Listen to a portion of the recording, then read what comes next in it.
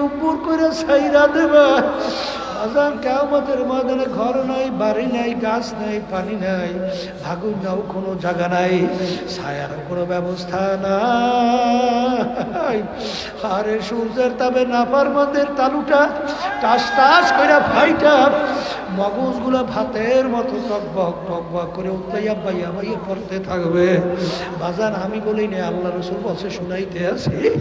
এ দুনিয়াদার পাগল আমার বাবারা, ওদিকে জাহান্নাম এবং বেহেশত আমার মাওলা কাছাকাছি কায়েম করবে।